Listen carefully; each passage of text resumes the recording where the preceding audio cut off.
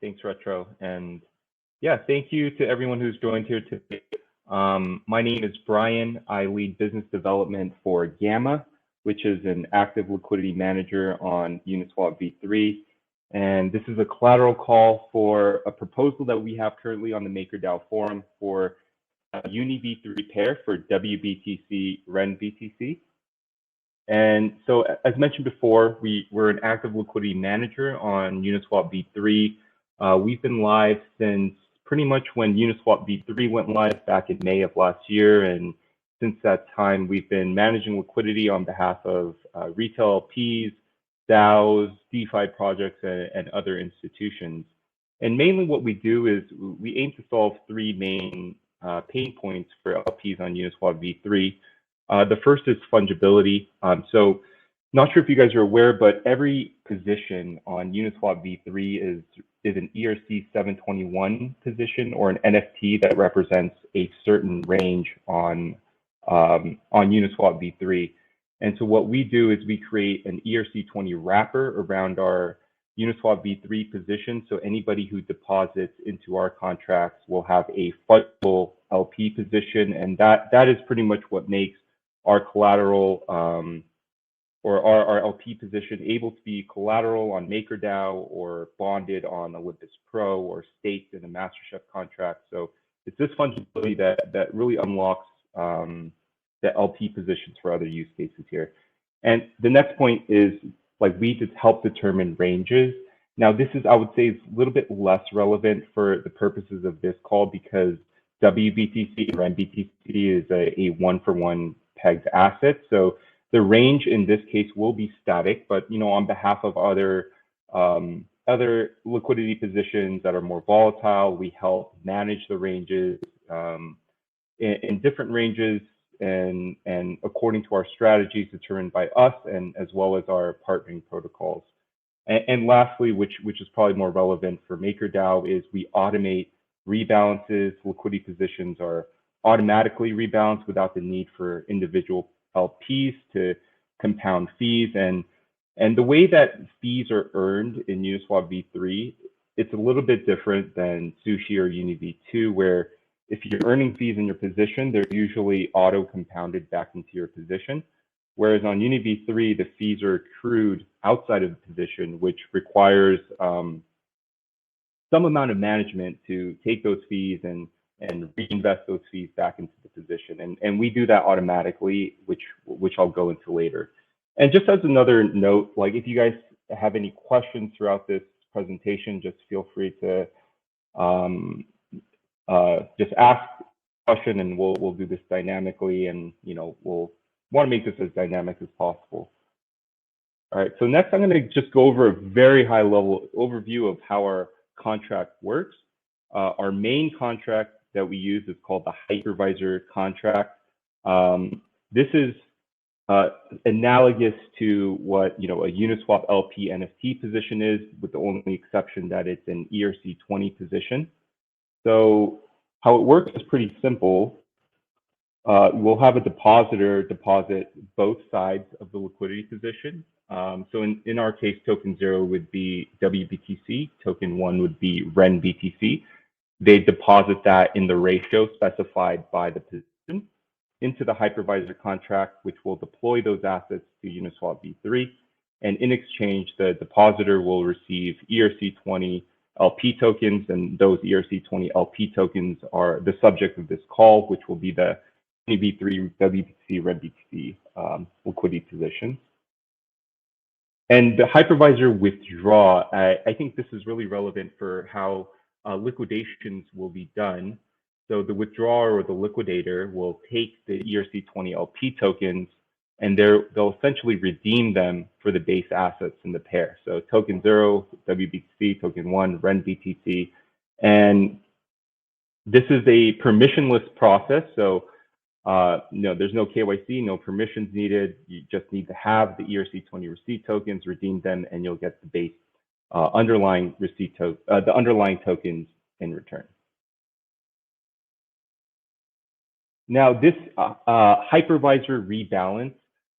So this diagram is for the most part, we're going to be rebalancing the positions within the exact same base position as before because it's a one-for-one pegged asset. But what's important to note here is that we essentially our positions, we're managing two positions at any given time, which we'll call the base position and the limit position. And I'll explain this a little bit more detail, but essentially the base position contains both assets. And then the limit position is a single asset position. And the reason why we do this is when we rebalance positions, depending on where the current price is within the range, you're going to have a different allocation of assets. And we don't swap to get into the correct allocation of assets. Instead, we create a limit position to enter into the position. And the whole purpose of that is for yield optimization, where if you're swapping to get into the right allocation of assets, you incur both the swap fee and the price impact on the trade, which when we've done our analysis, that has a negative impact on profitability and yields over the long run. So just as a review, so the collateral here would be the ERC20 position for WBTC-RENBTC on Uniswap in the 0.05% fee tier pool. And the reason why we chose 0.05% fee tier is it's the fee tier that has the most amount of liquidity currently in the pool and also has the most volume. There is a 0.01% fee tier, but based on just a historical look at that position, it never really had too much liquidity. There were points in time where it did have liquidity with some volume, but just wasn't consistent enough, whereas the 0.05% fee tier seemed to always have consistent liquidity and consistent volumes. And then the range that we are proposing, and that will eventually be hard-coded into our contracts, would be the 0.994 to 1.006 range. It's a very tightly pegged range around the price of 1-for-1.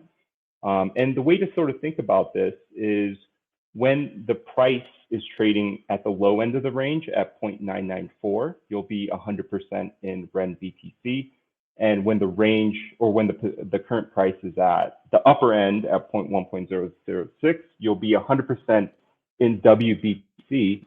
And I think this is an important point because, well, if you think about the worst case scenario here, we'll be 100% in either asset. If there's like a DPEG event, 0.98 or 1.1, we're going to be 100% in one of those two assets. So I think that's important to consider, especially when determining the risk parameters of what this position should be, which we'll talk more in depth perhaps at a later time. But I think we're probably going to have to go with what the risk parameters are for RENBTC, because that tends to have the higher collateralization ratio that's currently on MakerDAO.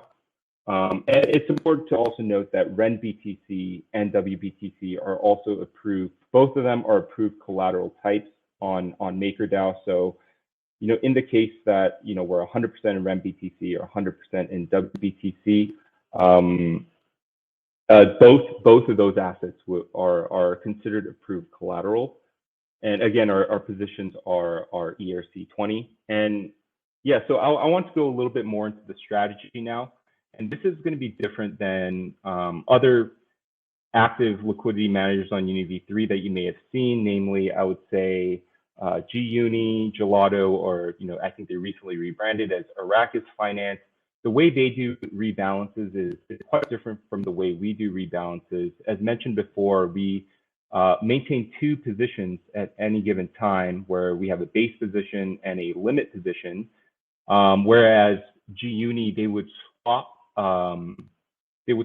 the assets to get into the right position. And the reason why you would need to swap or create a limit position is, let's say we're providing in this range of 0.994 to 1.006. If the current price is exactly 1, then you're approximately going to have a 50-50 RENBTC WBTC position. But let's say the current price goes up to closer to the upper end, where it goes to, let's say, 1.003, then you're going to be, more weighted towards WBTC rather than RENBTC, possibly in a you'll be 75% in WBTC and 25% in RENBTC. And the issue with that is when you're rebalancing or compounding fees back into your position, the fees that you earned are not necessarily going to be in that 75%, 25% allocation. So what GUNI would do they would swap the assets to get into the 75%, 25% allocation and then add that to your current position. What we would do is we would have as many assets as possible in the base position. And to the extent there's excess of one asset over the other, it will get placed in a single-sided limit position. And that helps to, and the reason why we do that, as mentioned earlier, is mainly for yield optimization, to save on the swap fees and to save on the price impact on the trade. And the position will be reinvesting earned fees into the same base range, or it will be rebalancing both positions at least once daily. And I'll go into that a little bit more detail on the next slide here, where I'll cover the main contract functions and how those functions are executed. So our main contract here, it's important to note that all admin functions will be removed by the time we go to on-chain vote. But the two main functions that we have are the compound function and the rebalance function. Now, compound, what this will do is it's going to reinvest earned fees. So as I mentioned earlier, the fees are not auto-compounded. The fees are accrued outside the position. So what a compound function will do is it will reinvest the earned fees back into the base position. Now, as mentioned earlier, the base position is going to specify a certain allocation of assets. And for the most part, a compound function will get most of those fees and place them into the base position for the most part. But if in the case that they're unable to be placed into the base position, well, let's say only 50% of the fees or 60% of the fees, and you still have a decent amount of fees that are unable to be placed in the base position due to not being in the right allocation, we're going to call a rebalance function, which is it's going to place as many assets as possible into the base position, and to the extent that there's any assets left, it'll be placed in a single-sided limit position to enter when needed. And the rebalance ranges are hard-coded based on what we determine to be our base position, which is 0.994 to 1.006. It's going to be fully deterministic and algorithmic. Right now, for our other pairs that we're managing, it is a bit of a trust setup where we have an admin controller contract that their only purpose is to determine the ranges, and that helps to make things a lot more flexible. But for the purposes of MakerDAO, that admin ability to determine the ranges will be gone, and it would only be able to deposit into that range of 0.994 and 1.006. And how we execute these rebalances is through Open Zeppelin Defender, and a proper analog would be the gelato bots that GUNI uses. So this is a bit of a trusted setup, but it's limited only to execute the compound and rebalance functions. And the reason why we don't allow this to be publicly callable, both of these, is there is, potentially front-running opportunities that can be done if we allow the public to compound and rebalance these positions.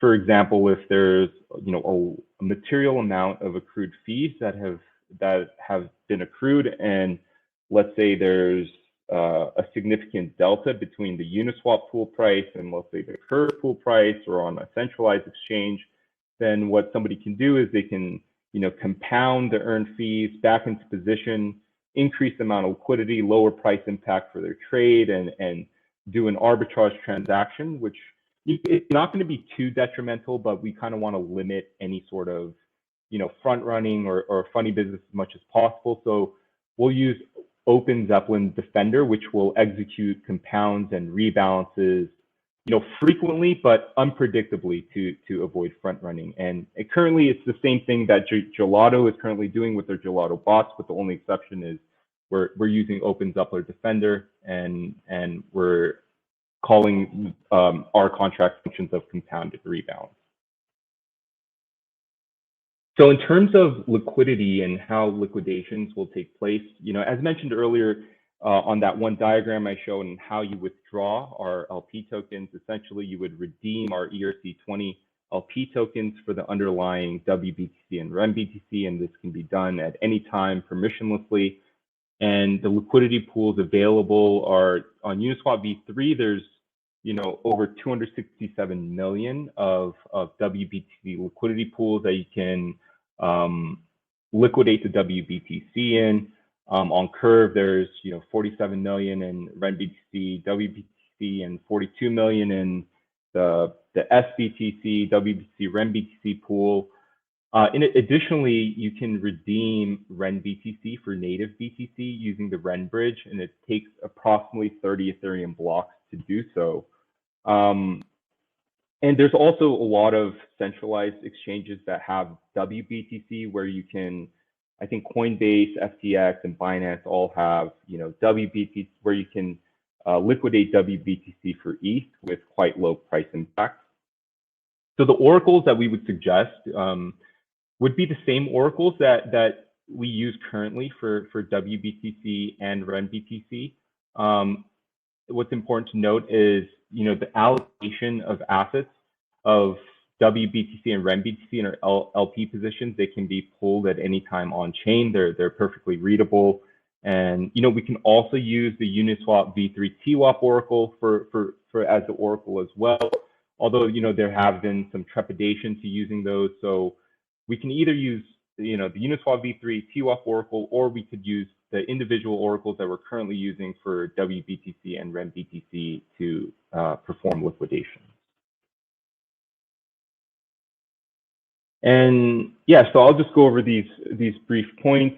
So as mentioned before, we've been on mainnet since 2021. We've been actively managing Uniswap v3 pairs since May of 2021. We're currently live on all networks that Uniswap is on. It includes mainnet, Arbitrum, Optimism, Celo, and Polygon. And our pools are completely non-custodial, and our contracts are non-upgradable. And by the time this goes to on-chain vote, there'll be no admin keys for this specific contract.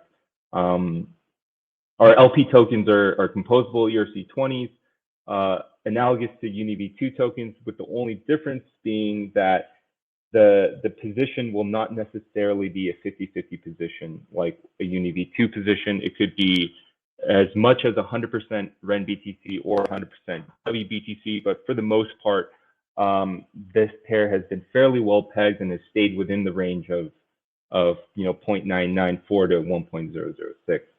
And really our strategies are mainly geared towards optimizing yield via that dual position strategy that I mentioned earlier with the base and the limit position. We try to avoid swap fees if possible, because that really digs into your profit margins when you're incurring both swap fees and price impact on each rebalance. And lastly, what's important to note here is we've been audited multiple times, with our last audit being a very intensive 4-week audit by Consensus Diligence back in March 28th of this year, and that's currently the contract that we're currently running. And we had 2 other audits as well, by Arbitrary Execution and Amnesia, which occurred prior to that. And so lastly, what are the benefits of the WBTC RENBTC position on MakerDAO? I would say that revenue generating collateral is pretty sought after, and it can drive further TVL to MakerDAO because of the fact that you can have your collateral is essentially generating yield for you. And what's a very popular strategy, and I've been talking with various institutions, is there's a delta neutral strategy that can be performed here, where you have a large institutional player who wants to earn delta neutral yields on WBTC, RENBTC, they can essentially buy, X amount into this position, leveraged with leverage yields and manage their collateral, and essentially short that same exposure to BTC on some sort of perpetuals or futures exchange, where essentially, so long as the yields that you're earning on this position outweigh the borrowing cost on the position, you'll be earning delta neutral yields. So that's I would foresee that to be very popular and potentially increase the amount of DAI that's generated from this collateral. There's also a flywheel effect. I think a lot of people don't know this, and I think Rema brought this up in a response to my proposal on the forum. But essentially, having more liquidity in this pool will, for the meantime, it'll increase the APY generated by the UNIV3 position. And the reason for that is, currently, if you go on a DEX aggregator today and you look at the trade, how a trade is routed from WBTC to RENBTC, most of that trade, approximately 75% of that trade, is routed through Curve rather than UNIV3. And that's mainly because of price impact. These DEX aggregators will route trades to where the price impact is going to be the lowest. And the more liquidity that's attracted to the WBTC-RENBTC pool on Uniswap v3, the more organic volume will accrue to that pool. So until we reach an inflection point, we're going to have a flywheel effect of increasing yields with the more liquidity that's added to our pools. And on our third point, I think this really increases the diversity of assets backing DAI. Currently 50% of DAI is backed by USDC, and 19% is by the DAI USDC pair, 6.5% by USDP, and just really only 4.3% by WBTC. I think the risks here that, there's always centralization risks with WBTC, where it's being custodied by, so how WBTC works, if you're not familiar, is users would custody their BTC with BitGo, which is a centralized agency, and then they would receive WBTC, which is ERC20. But one thing that's maybe less risky about WBTC versus USDC or USDT for that matter is there isn't a blacklist function on WBTC, so it can't necessarily be frozen. But I would say that's only a few degrees safer. There's always the possibility that BitGo or the centralized agency could refuse to redeem the WBTC is connected with like a Tornado wallet or some sort of sanctioned wallet. RENBTC, I would say, is slightly more decentralized than WBTC is.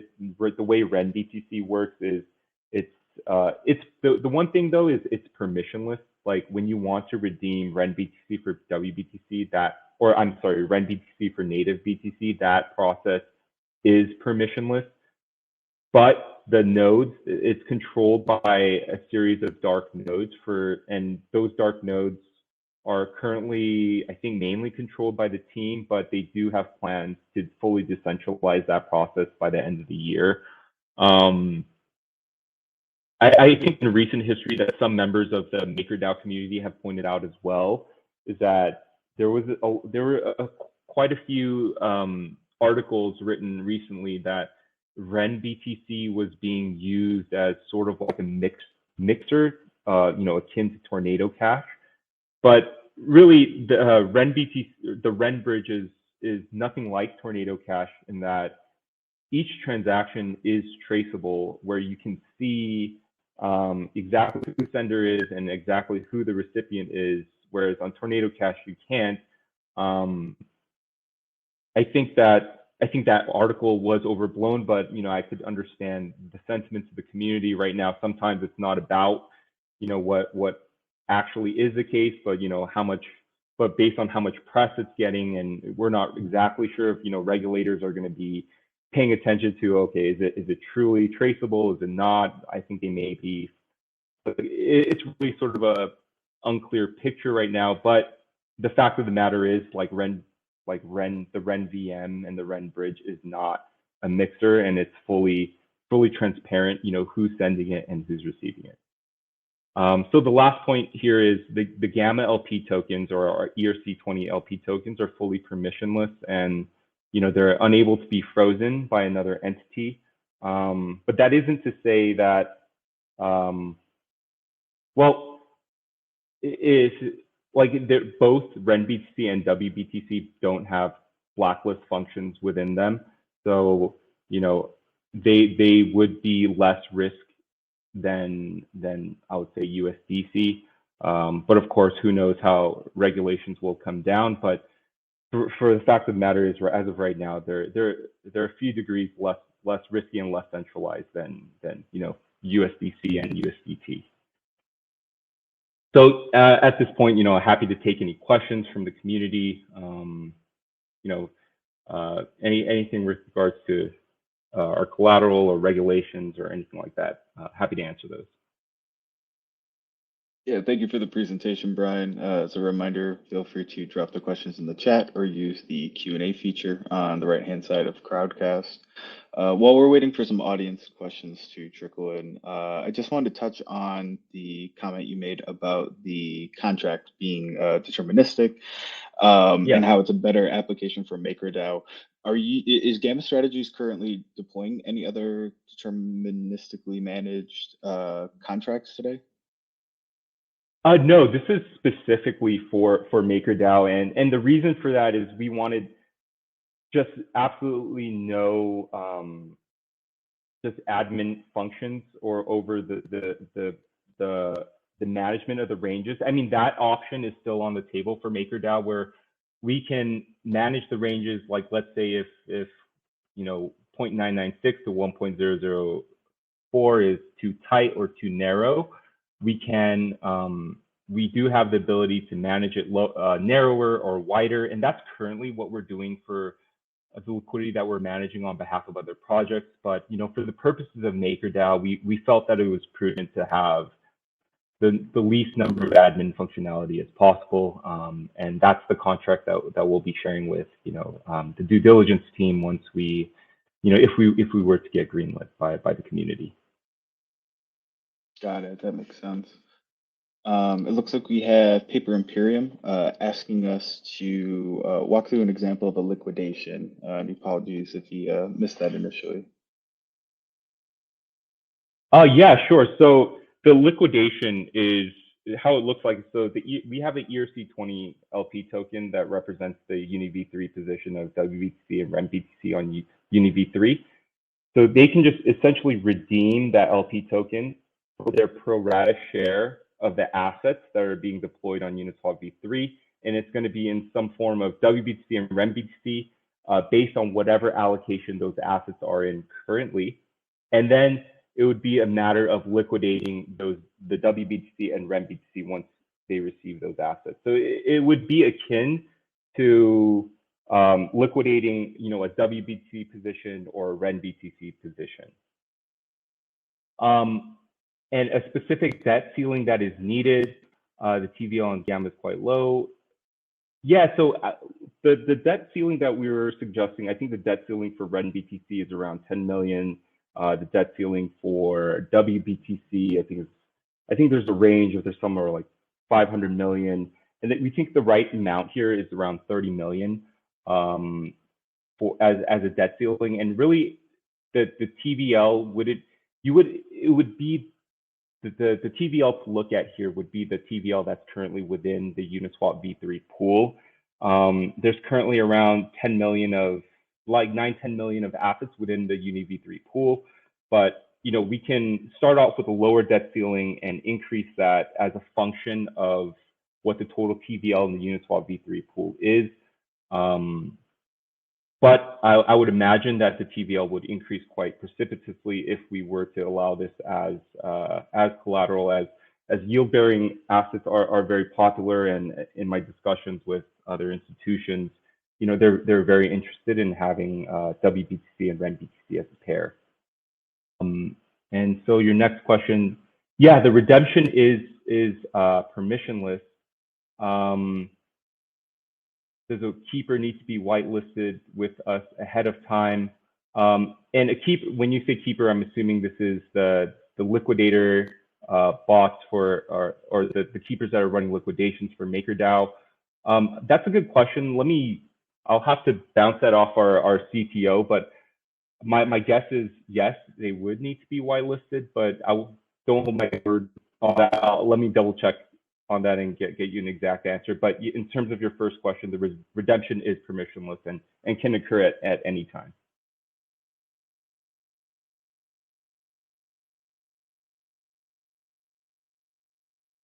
Great. Paper, if you have any other follow-up questions, please feel free to drop them in the chat. The last question that I would have for you relates to onboarding the asset as part of the MIP6 process. You mentioned that the existing oracles would be able to be leveraged for the collateral that you're proposing. Do you see any other implementation challenges or benefits? I know that it was mentioned in the forum that being a new counterparty, it may make it a little bit more difficult for onboarding cited by risk.